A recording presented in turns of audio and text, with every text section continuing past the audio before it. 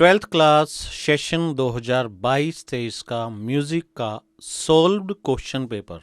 जी हाँ, CBSE board ने जो सैंपल पेपर इशू किया है उसे आंसर सहित लेकर मैं हूँ आपके बीच आपका ट्यूटर हिरेंद्र भारद्वाज। और स्क्रीन पर है ये सैंपल पेपर। सब्जेक्ट हिंदुस्तानी म्यूजिक वोकल, कोड 034। समय रहेगा 2 घंटे और अधिकतम अंक रहेंगे 30। और जनरल इंस्ट्रक्शंस की बात करें तो इसमें कुल 3 सेक्शन रहेंगे। पहले सेक्शन में 8 क्वेश्चन रहेंगे जो कि प्रत्येक एक एक नंबर का रहेगा। दूसरे सेक्शन में 5 क्वेश्चन रहेंगे जो कि प्रत्येक 2-2 नंबर के रहेंगे। और तीसरे सेक्शन मतलब सेक्शन सी में कुल 2 क्वेश्चन रहेंगे जो कि प्रत्येक 6-6 नंबर के रहेंगे। सेक्शन ए में कोई चॉइस नहीं रहेगी, सेक्शन बी में इंटरनल चॉइस है और सेक्शन सी में 3 क्वेश्चन दिए होंगे जिसमें से आपको कोई 2 करने हैं। तो सबसे पहले सेक्शन ए का पहला क्वेश्चन है संगीत रत्नाकर वाज रिटन इन। आपसे समय पूछा गया है। ऑप्शन है 10वीं शताब्दी, 11वीं शताब्दी, 12वीं शताब्दी और 13वीं शताब्दी। और जैसा कि आप जानते हैं संगीत रत्नाकर 13वीं शताब्दी में पंडित शारंग देव जी ने लिखा था, तो इसका सही जवाब है 4।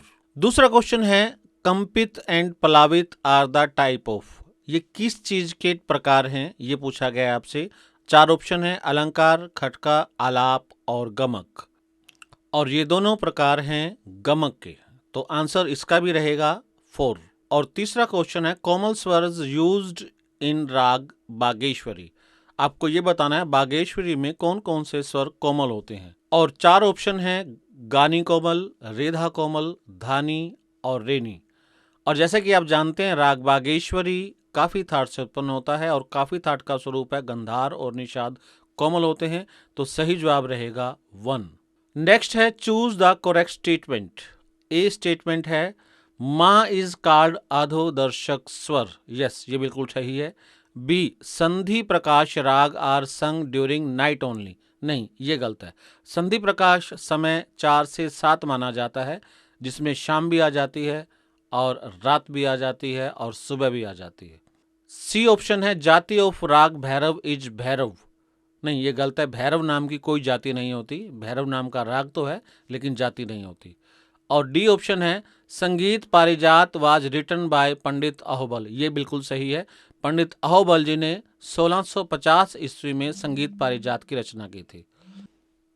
और हमें यहाँ सही उत्तर बताना है और सही जवाब है ए और डी, जो कि इस ऑप्शन में नंबर 4 पर आ रहे हैं।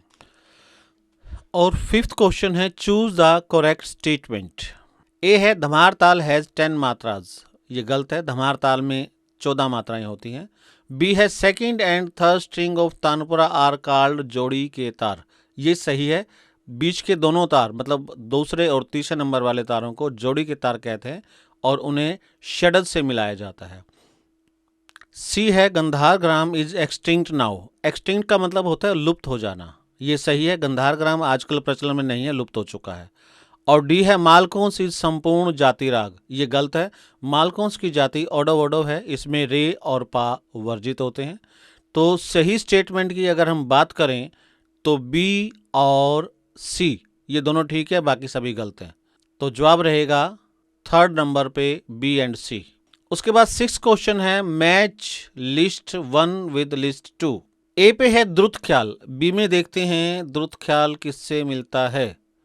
छोटा ख्याल नंबर 3 पे छोटा ख्याल है, मतलब ए का मैच रहेगा 3। बी पे है राग विवेक अध्याय, ये संगीत रत्नाकर से होना चाहिए। संगीत रत्नाकर 4th नंबर पे, बी का मैच रहेगा 4, संगीत रत्नाकर का ये एक अध्याय है। सी है भैरव, भैरव में रेधा कोमल होते हैं 1, सी का 1 रहेगा, रेधा कोमल दिए हुए हैं। और डी मींड का मैच रहेगा सामा। मींड दर्शाने के लिए स्वरों के ऊपर उल्टा अर्धचंद्रकार लगाया जाता है, इसलिए सामा इसका सही जवाब रहेगा, मतलब डी का मैच रहेगा 2। तो आइए देखते हैं इस हिसाब से इसका उत्तर क्या बनता है। इसका उत्तर बनता है नंबर 3, ए का 3, बी का 4, सी का 1 और डी का 2। नेक्स्ट क्वेश्चन है statement 1 a specific pattern of notes is called अलंकार। हाँ, ये ठीक है। स्वरों का नियमित समूह ही अलंकार कहलाता है। स्टेटमेंट 2 अलंकार can be composed in any राग। यस, ये भी सही है। किसी भी राग में अलंकार बनाए जा सकते हैं। दोनों स्टेटमेंट ठीक हैं, तो इसका जवाब रहेगा A, statement 1 and 2 both are true. और नेक्स्ट क्वेश्चन 8, स्टेटमेंट 1, रूपक ताल हैज 7 मात्राज, ये ठीक है, रूपक ताल में 7 ही मात्राएं होती हैं।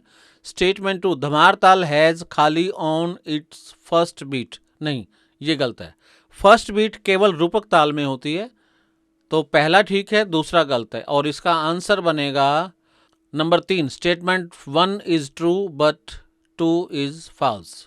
तो ये पहला सेक्शन था जो कि 8 नंबर का था। अब आते हैं नेक्स्ट सेक्शन बी पर। सेक्शन बी का पहला क्वेश्चन मतलब 9th क्वेश्चन है, describe in brief any two of the following. 3 definition है, मूर्छना, गमक और मींड। इनमें से किन्हीं 2 के बारे में आपको संक्षेप में, शॉर्ट में बताना है। अथवा describe in brief the life sketch of Pandit Krishna Rao Shankar and his contribution to music. आपको शॉर्ट में बताना है कृष्ण राव शंकर जी का जीवन परिचय और उनका संगीत में योगदान, और इन दोनों में से कोई एक आपको करना है। 10th क्वेश्चन में भी 2 ऑप्शन है, कोई एक करना है आपको। पहला है give a brief description of संगीत पारिजात, संगीत पारिजात के बारे में शॉर्ट में बताना है आपको। अथवा give a brief account of historical development of time theory of ragas, रागों के समय सिद्धांत के बारे में आपसे पूछा गया है, ये आपको बताना है। हालांकि इसके लिए 2 नंबर बहुत कम है। और क्वेश्चन 11th है, राइट सालिएंट फीचर्स ऑफ राग भैरव और राग मालकोंस।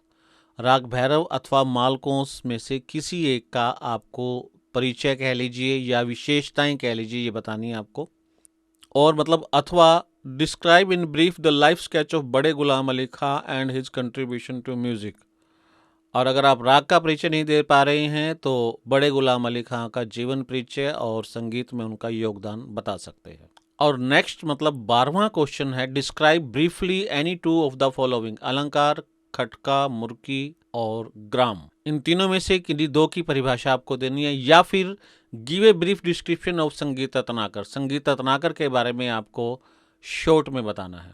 13th क्वेश्चन है, identify the raga from the following phrase of swaras and elaborate it up to 50 swaras. और स्वर दिए हुए सा नी, धा नी, सा मा, गा रे सा, जिसमें नी और गा कोमल हैं, बाकी सभी स्वर शुद्ध हैं। और गा और नी कोमल होते हैं काफी थाट में, और काफी थाट से जो राग उत्पन्न होता है हमारे सिलेबस में वो है बागेश्वरी। तो सही जवाब रहेगा बागेश्वरी, और उसका 50 स्वरों तक हमें स्वर विस्तार करना है।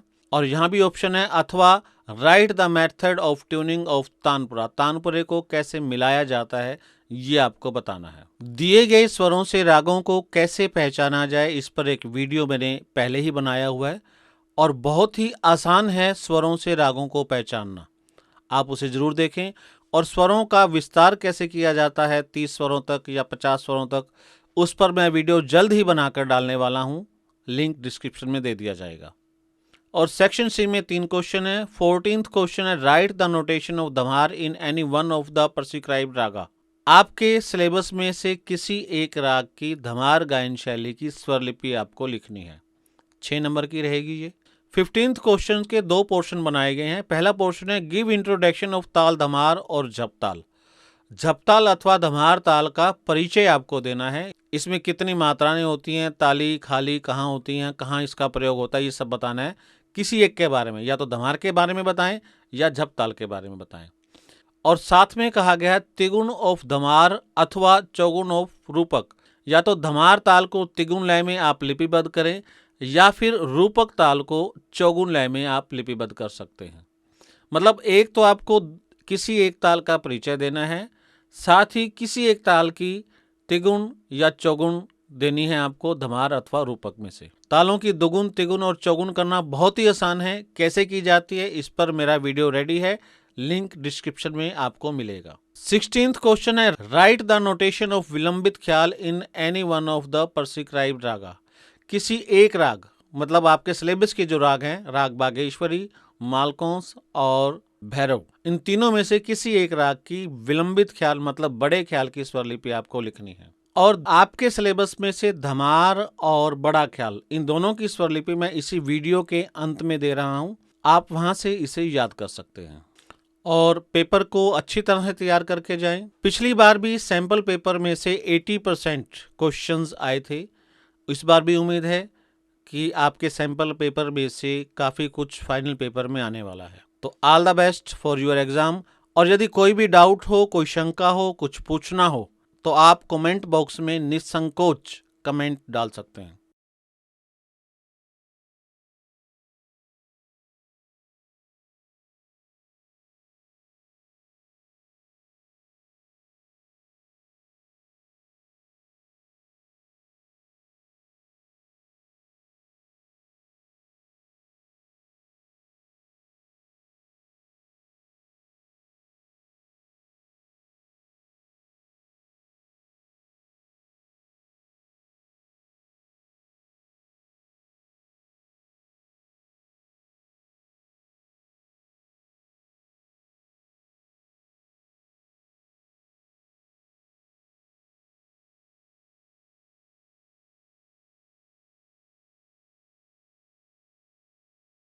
मिलते हैं अगले वीडियो के साथ, तब तक के लिए नमस्कार।